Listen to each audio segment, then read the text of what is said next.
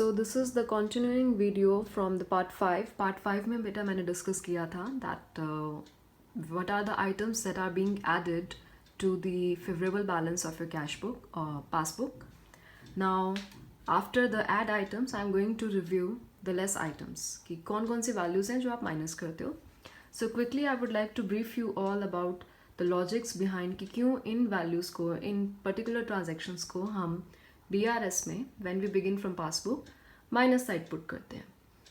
Now again मैं वही point दोबारा बोलना चाहूँगी कि आपको स्टार्टिंग पॉइंट ध्यान रखना है. Starting point is your passbook. Passbook है स्टार्टिंग पॉइंट. दैट मीन्स आप सारे changes from the point of view of passbook ही करेंगे. आप कैश बुक को टच नहीं कर सकते. आपको रिकन्सिलेशन करना है तो पासबुक में ही जो भी डिफरेंस होगा आप उसको ऐड या माइनस करोगे. In your less items the first point is check issued but not yet presented for payment. बेटा मैंने लिख दिया है इशूड के नीचे मतलब पेड. चेक पे कर दिया बट अभी तक बैंक में से पेमेंट डिडक्ट नहीं हुई. दैट मीन्स मैंने कैश बुक में से तो माइनस कर दिया उसी टाइम जब मैंने चेक इशू किया, बट पासबुक में से वो सब्ट्रैक्ट नहीं हुआ. तो what do we have to do? We have passbook in our hand. We will deduct this value from the passbook. Next is direct deposits into bank. अब आपको पता है आपकी सैलरी होती है जब एम्प्लॉयज़ की, वो डायरेक्टली बैंक अकाउंट में ट्रांसफ़र हो जाती है. बैंक अकाउंट में वो ऐड हो गया. अब इसका इम्प्लीमेंटेशन क्या पड़ा, इसका इम्पैक्ट क्या पड़ा? पासबुक इंक्रीज़ हो गई. बट अभी तक मुझे उसका इंटीमेशन नहीं था. जब मैंने पासबुक में जाके चेक किया बैंक में जाके तो मेरा बैलेंस बढ़ा हुआ था. क्यों? क्योंकि सैलरी आ गई. मैंने अपने कैश बुक में वो इंक्रीज़ नहीं किया उस मंथ में. एज अ रिजल्ट उस पर्टिकुलर मंथ में पासबुक ऊपर चल रही है और कैश बुक का बैलेंस डाउन चल रहा है. तो what do we have to do? उस मंथ को रिकनसाइल करने के लिए हम पासबुक को डाउन कर देंगे उतनी पर्टिकुलर वैल्यू से. करना क्या चाहिए था हमें? वैसे आइडियली कैश बुक को इंक्रीज़ करना चाहिए था, बट अगेन ऐसा हम क्यों नहीं कर सकते? Because of our starting point. Starting point is our passbook. So चाहे हम फिलहाल गलत कर रहे हैं, आफ्टर दैट हम क्या करेंगे? अभी एट प्रेजेंट हम क्या कर रहे हैं? इस वैल्यू को माइनस, बट आफ्टर दैट इन दोनों को हम इंक्रीज़ कर देंगे.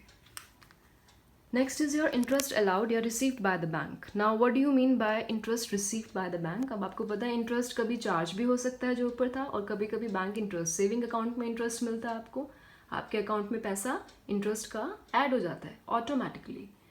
एज अ रिजल्ट आपकी पासबुक इंक्रीज़ होगी, बैंक बैलेंस बढ़ गया, मगर आप जो फिजिकली अपनी कैश बुक मेंटेन कर रहे हो उसमें आपने वो इंटरेस्ट की वैल्यू प्लस नहीं करी. पासबुक ऊपर चल रही है, कैश बुक आपकी डाउन चल रही है. पासबुक को भी नीचे ले आएंगे, माइनस कर देंगे फॉर द पर्टिकुलर टाइम भी.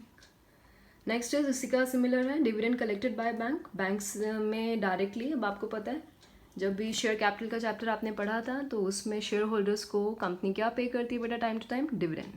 वो डिविडेंड डायरेक्टली शेयर होल्डर्स के बैंक अकाउंट में ऐड हो जाता है. Now when the dividend is added into your bank account, आपका बैंक बढ़ गया, कैश बुक नीचे है, पासबुक ऊपर है, पासबुक को भी माइनस कर देंगे.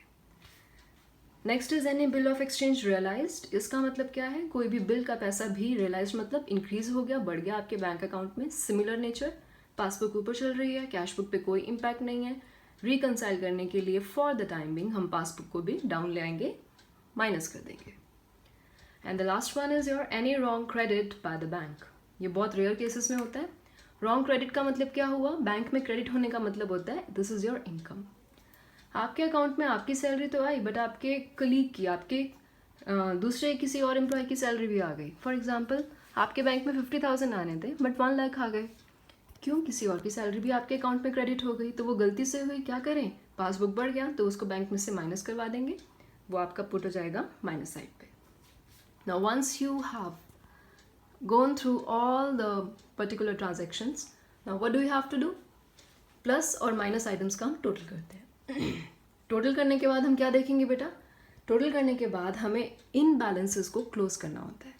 क्लोज करने के लिए ध्यान से समझना, ऊपर लिखा है बैलेंस एज पर पासबुक, तो हम नीचे लिखते हैं balance as per cash book. ऊपर है क्रेडिट, तो क्रेडिट का उल्टा हम लिखते हैं डेबिट. और जहाँ पे भी शॉर्टेज वैल्यू होगी, जहाँ पे भी बैलेंस बचेगा, उस तरफ उस वैल्यू को हम पुट करेंगे and then we will do the total. This is how you prepare your bank reconciliation statement. Now case 4 क्या होगा? कुछ भी नहीं, बैलेंस एज पर पासबुक, मगर उस बैलेंस को हमने डेबिट नहीं, क्रेडिट नहीं, डेबिट लिखा होगा. एज अ रिजल्ट वो अनफेवरेबल होगा, तो उसका स्टार्टिंग पॉइंट हमारा माइनस से बिगिन होगा. That's all in this video.